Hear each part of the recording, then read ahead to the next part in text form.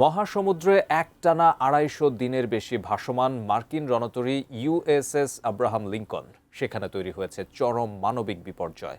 খাবার সংকট আর তীব্র মানসিক চাপে ভেঙে পড়েছে ৫,০০০ নৌসেনা। এই জরুরি অবস্থার সামাল দিতে এরই মধ্যে মধ্যপ্রাচ্যের পথে রয়েছে আরেক মার্কিন বিমানবাহী রণতরী জর্জ ওয়াশিংটন। বিস্তারিত জানাচ্ছেন শিহাব ইসলাম।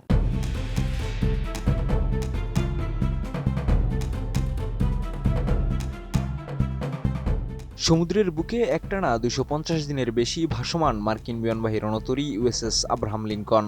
বর্তমানে জাহাজটিতে চরম মানবিক সংকট দেখা দিয়েছে বলে জানিয়েছে যুক্তরাজ্য ভিত্তিক প্রভাবশালী দৈনিক দ্য গার্ডিয়ান।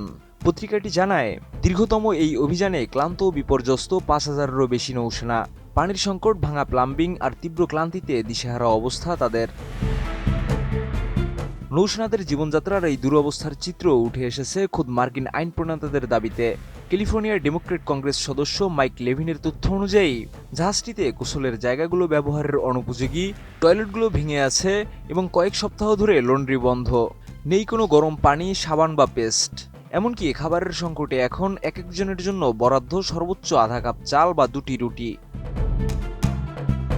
গত সপ্তাহে ক্যালিফোর্নিয়ার সান ডিয়েগোতে মার্কিন নৌবাহিনীর কর্মকর্তাদের সাথে এক আবেগঘন বৈঠক করেন ভুক্তভোগী পরিবারগুলো। সেখানে প্রায় ২০০ পরিবারের সদস্যরা গভীর উদ্বেগ প্রকাশ করেন। তাদের কাছে নৌসেনারা বার্তা পাঠিয়ে জানিয়েছেন তারা আর বেঁচে থাকতে চান না। মার্কিন সাময়িকী স্টার্স অ্যান্ড স্ট্রিপসের রিপোর্টে উঠে আসে এমন করুণ চিত্র। এদিকে যুক্তরাষ্ট্রের বিভিন্ন সংবাদ মাধ্যম দাবি করেছে, তীব্র মানসিক অবসাদে রণতরী থেকে আত্মহত্যার চেষ্টা করেছেন একাধিক সেনা। সামরিক সংবাদপত্র নেভি টাইমসের রিপোর্টে এমন আশঙ্কাজনক চিত্র উঠে এসেছে। এক নৌসেনার স্ত্রীর বরাত দিয়ে পত্রিকাটি জানায়, তার স্বামী সমুদ্রে অতিরিক্ত অবস্থানের কারণে ভয় পেয়ে ডেকের উপর থেকে লাফ দেওয়ার চেষ্টা করেছিলেন। অপর এক সেনা জানান, তিনি তার এক সহকর্মীকে পানিতে ঝাঁপ দেওয়া থেকে বহু কষ্টে বিরত রাখতে পেরেছেন। বিবিসির সঙ্গে আলাপকালে এক সেনার স্বজন ক্ষোভ প্রকাশ করে বলেন, ইঞ্জিন ও বিমানের টানা শব্দের কারণে নৌসেনারা এক মুহূর্তের জন্য মানসিক শান্তি পাচ্ছেন না।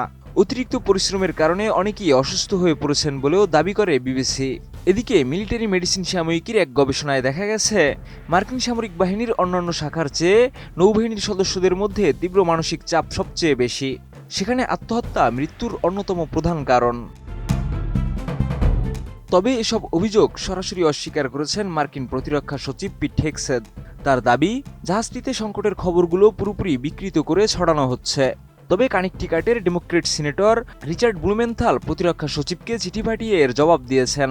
মার্কিন গণমাধ্যম এনপিআরের খবর অনুযায়ী উত্তেজনা কমাতে আব্রাহাম লিঙ্কনকে সরিয়ে এবার মধ্যপ্রাচ্যে পাঠানো হচ্ছে মার্কিন বিমানবাহী রণতরী ইউএসএস জর্জ ওয়াশিংটন। তবে আব্রাহাম লিঙ্কনের নৌসেনাদের মতো জর্জ ওয়াশিংটনের সেনারাও একই বিপদে পড়বেন কিনা তাই নিয়ে নতুন সংখ্যায় এখন নৌসেনাদের পরিবারগুলো। শিহাব ইসলাম, ATN নিউজ।